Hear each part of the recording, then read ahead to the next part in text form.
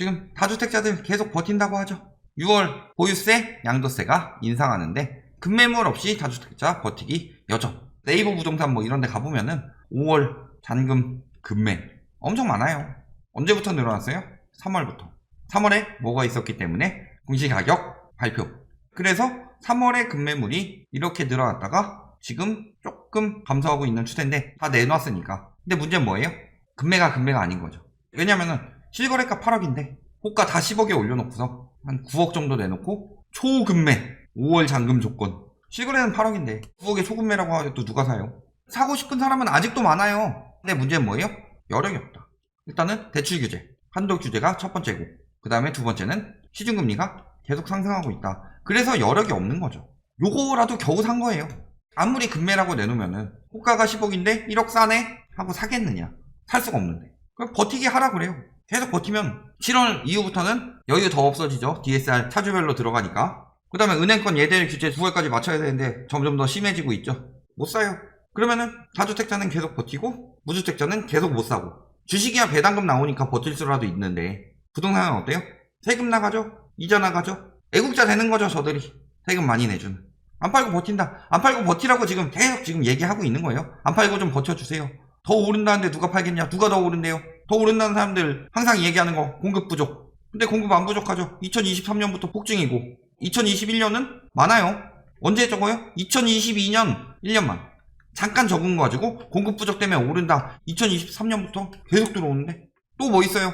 저금리, 시중금리. 주담대 같은 경우는 이미 2019년 수준까지 올랐죠. 기준금리만 떨어져 있죠. 전세가 상승 바탕이 저금리인데 금리 올라가고 있어요. 저들이 말하는 거 다 반박했는데 듣고 싶은 것만 듣는다. 안 떨어진단 말에 떨어지면 망하니까. 도박성으로 투기했기 때문에. 전세금 돌려주고 월세로 바꿔가지고 보유세 버틴다고요? 8억짜리 전세에 2억짜리 자기 돈 해가지고 10억 집을 사는 사람들, 본인이 10억 있으면은 8억 전세 내주고서 은행에 넣고 이자를 받았겠느냐? 가뜩이나 저금리인데 뭐 했어요? 10억 있으면 5째 했지. 하나만 빠진다고 해봐요. 돌려줄 돈 있나? 보증보험이 대신 돌려줬죠 보통. 그리고 뭐 한 1년이나 있으면 저런 것들이 다 뭘로 나온다? 경매로 나온다.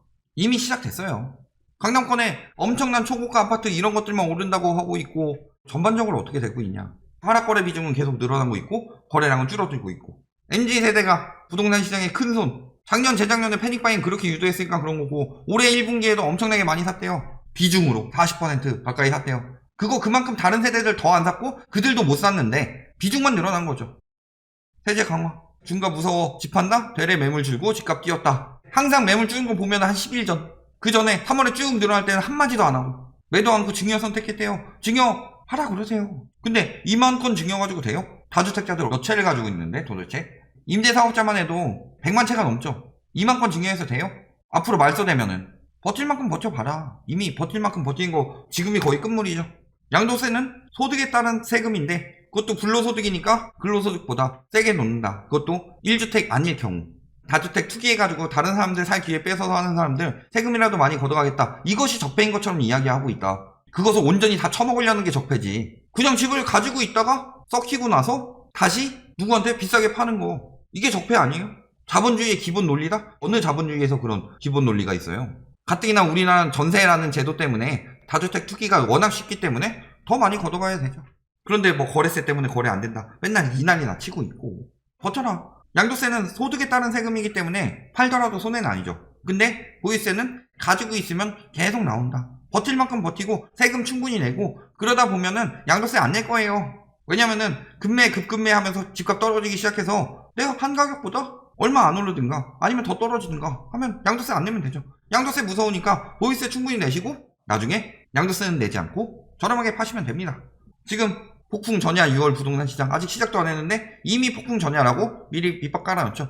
매물 잠기고 전세날 꿈틀하고 있대요. 전세가 어떻게 되고 있죠 지금? 전세가 상승폭이 이렇게 계속 증가하고 있나요? 아니면 이렇게 지금 다시 꺾이고 있나요? 임차인에게 전가하는 현상이 본격화될 수 있다는 전망도 나온다. 반전세나 월세로 전환되는 물량이 늘어날 거래요. 월세는 개소리고 반전세는 월세 붙여가지고 하는 경우는 생겨날 수 있죠. 근데 그걸 누가 들어가요? 돈이 없는데. 이제 사람들이 이렇게 하도록 지금 계속 지시를 하고 있는 건데 작년 6월에는 통했죠. 왜? 3월 5월에 금리를 그렇게 떨고 놨는데. 근데 지금은 통해요? 전세자금 대출 5대 은행에서 금리가 한 평균적으로 0.34% 정도 올랐죠. 중과 유예가 아니라 이나 아니면 매물 안 나온다. 당장 인하해라 빨리. 매번 이야기하는 인간들이죠. 요거 은행 지점장이고 집값 떨어지면은 회수가 안 돼요. 은행에서 타격을 입을 수밖에 없어요. 그러니까 다주택자들 빨리 팔아가지고 돈 그거 하도록 만드는 거죠.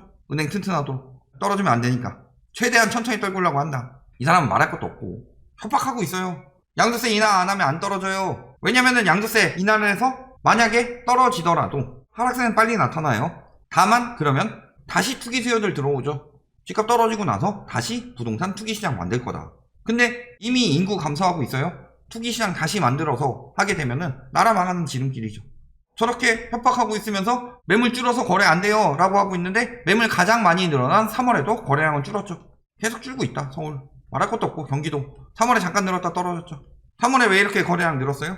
매물 늘어난 거랑 공시가격 상승 때문에 증여성 거래 많이 찍힌 거죠. 거래 조사 제대로 한번 들어가 봐야 돼요. 엄밀하게 잡으려면. 증여 분명히 전문가는 학자들 뭐라고 그랬냐? 이때 다 됐다고 그랬어요. 여기까지죠. 8월에 증여세 올라가니까 그 전까지 증여해가지고 매물 분산 다 할 거다. 그래서 요때 증여 다 해놓고서 증여 올라가니까 다주택자들 매물 안 나올 거다. 증여할 사람들 다 했다. 그런데 12월까지 못 팔고 1월부터 규제 강화되니까 또 증여 늘어났죠. 그러니까 1, 2월에 뭐라 그랬어요? 다주택자들 매물 안 나온다.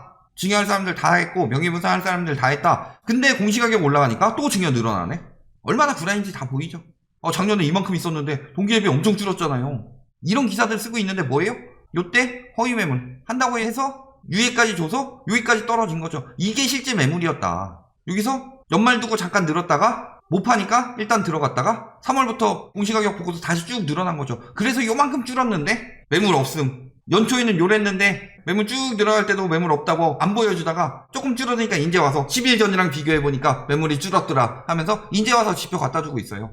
요거 올해 들어서 매물 쭉 늘어난 건 왜 얘기 안 해요? 매물이 없어요?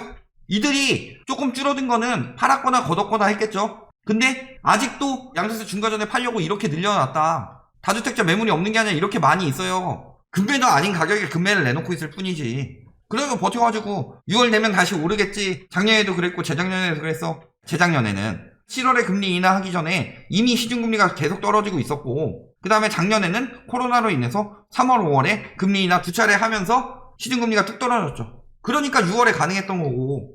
그러니까 이제 양도세 완화해도 안 떨어진다. 대선 기대감 때문에 안 내놓고 오를 거야. 대선 되면 뭐가 바뀌나요?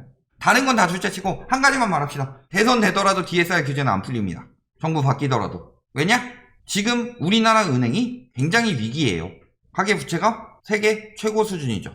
이런 상황에서 예대율 자체가 100% 넘어간 은행들이 많죠.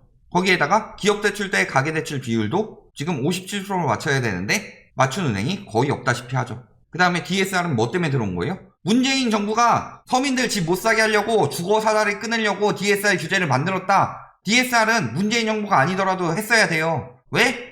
2012년부터 바젤3를 우리나라에 도입해야 되는데 미루고 이제서야 도입하는 거다. 여기서 도입 제대로 안 되면은 우리나라 은행 신용도 떨어져가지고 세계적인 은행들이랑 거래가 안 돼요. 일본에서 집값 뚝 떨어질 때 바젤 1을 왜 할게요?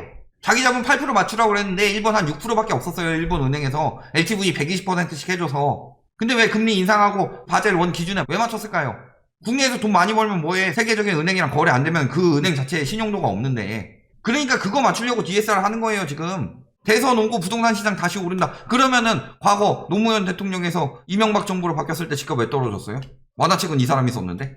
맨날 공급 부족 때문에 오른다고 했는데 이명박 정부 초창기에 공급 엄청나게 줄었죠. 입주랑 인허가랑. 왜 떨어졌어요?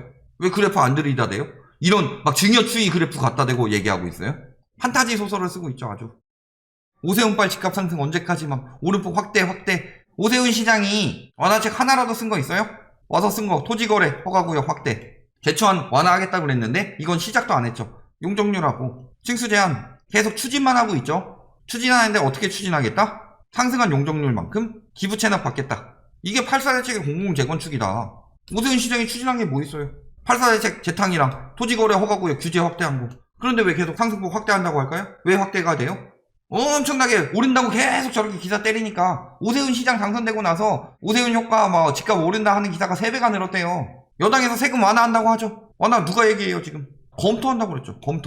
검토하면 바꾸는 거예요? 재산세 감면은 공감대가 형성됐다. 완화한다고 칩시다. 양도세, 뭐 재산세, 종부세, 재산세 완화 돼봤자 1주택이죠. 다주택은 절대 완화 안 될 거다. 그리고 양도세도 지금 몇몇이 이야기 나오고 있는 거지 얘기된 거 하나도 없죠. 완화하길 바란다 라고 말하는 사람은 있어도 완화한다 라고 말하는 사람은 아무도 없었죠. 대통령 취임 4년 연설에서 뭐라고 그랬어요? 투기 수요 들어오는 건 맞겠다라고 했죠. 근데 양도세를 왜 완화해요? 1주택자는 어차피 2년 실거주 하면은 실거주자에 대해서는 양도세 비과세가 들어가죠. 그렇다면은 양도세 완화해주면 다주택 투기 수요들이 들어오는 정책인데 그거 완화가 되겠냐? 완화된다 이렇게 말만 해놓고서 완화 안 되면은 언제 쏟아지는 거예요? 7월에 DSR 규제 들어가죠. 9월에 잘하면은 대출 만기 이후에 끝이죠. 그리고 11월 전에 완화되면 된다. 11월에 종부세 나오니까 만약에 소급 적용될 것이다. 그런데 11월 전에 완화 안 되면 금매 투매 쏟아지고 경매도 쏟아지겠죠. 이미 경매 늘어나고 있어요. 엄청나게. 그리고 보증보험이 대신 갚아준 돈이 늘어났다는 건 앞으로 경국매가 엄청나게 늘어날 징조다. 그리고 보면 어때요? 종부세 부담된다. 동대문 관악 막판 금매 쌓인다. 근데 무늬만 금매다 지금. 그러니까 기자들이 해석하기 딱 좋아요. 금매 쌓인다. 패닉바잉 해야 된다. 이야기하는 거 보면은 호가에 비해선 낮은 가격이니까 금매. 그런데 실거래가에 비해선 높은 가격이니까 금매 아니다. 해가지고 입맛에 맞게 어떻게든 기사 쓸 수 있다. 그러니까 여기 금매 나오고 있다라는 기사들도 쏟아지고 있는 거고 그 다음에 금매 안 나오고 있다라는 기사들도 쏟아지고 있는 거죠. 근데 보면은 압구정 이런 거 완전 초부자들 사는 것들 그런 것들만 신고가 찍고 있지 금매 비중 늘어나고 하락거래 비중 계속 늘어나고 있었죠. 거기다가 지금 김부선발 자꾸 모 대선 후보 거론되게 일부러 이름 지은 것 같은데 실망 매물 쏟아진다고 하고 있죠. 필요한 건 이게 아니다. GTX가 뭐가 필요해요? 김포에 뭐가 필요하다? 5호선 연장 요걸 해줘야지. 여의도 마포 출퇴근 잘 되게. 무슨 GTX가 강남 연결이에요. 말 같지도 않은 소리야. 투기꾼들 돈 벌라고 하는 거지. 다 팔고 있어요. 외국인 10억 아파트 5억 거래 다주택 외인의 금매고 요거는 특수거래다. 다주택자니까 부담돼서 특수거래로 팔고 있는 거죠. 거기다가 시세의 70%인 요거에 거래가액의 차익에 대해 증여세 부과할 수 있다. 어쨌든 명의분산하고 있다. 다주택자들이. 거기다가 추가로 뭐예요? 외국인이 명의분산하고 있다. 외국인 세금 혜택 뭐 많다느니 개난리 쳤는데 외국인 세금 혜택 뭘 받아요? 완전 지방 쪽에 가가지고 콘도나 이런 거 살 때 혜택 받는 거지. 아파트 사는 거 무슨 혜택을 받는데. 그나마 혜택 받는 게 외국에서 돈 빌려오는 거 우리나라 LTV를 규제 안 된다. 이 정도지. 돈 많이 빌릴 수 있다. 우리나라에서 안 빌려주는데 외국 나가서 빌려오는 거. 맨날 외국인 혜택 줘가지고 많이 사는 것처럼 외국인 거래가 증가했대요. 많이 샀대요. 외국인 파는 거래는 왜 하나도 안 갖고 와요? 외국인 샀다는 것만 갖고 오고 있고 외국인이 700채를 샀대요. 외국인들이 서울 아파트 시장을 점령하고 있다. 그 전에 1000채를 팔았으면 어떡할래요? 외국인이 자식인 외국인한테 증여성 거래한 거 늘어나면은 당연히 외국인 거래는 늘어날 수 있죠. 저 다주택 외국인 금매 저거 걸린 순간부터 뭐예요? 외국인이 이득 보고 있는 거 아니다. 외국인이 외국인한테 팔고 있는 거다. 다주택 부담 심하다. 다 드러나고 있죠. 거기다 금리 인상 계속 진행되고 있죠. 영끌종만 이중부라고 하는데 다주택자들 금리 인상되면은 집값도 떨어지지만 전세가도 떨어진다. 왜냐면 전세 그만큼 대출을 많이 못 받으니까 다주택자들 무리 가는 거죠. 2년 연장하면 되지 않냐. 금리 부담돼서 전세가를 낮추려고 한다니까요. 전세가 떨어지기 시작하면은 이 사람들 빠져나갈 때 재계약하고 싶어도 얘네가 나간다니까요. 임대차 3법은 임차인이 거부할 수 있죠. 근데 2년 자동 연장되는 것처럼 또 이야기하고 있다. 결론 뭐예요? 정권 바뀔 때까지 아파트 팔지 말고 끝까지 버티세요. 그래야 내가 비싸게 파니까.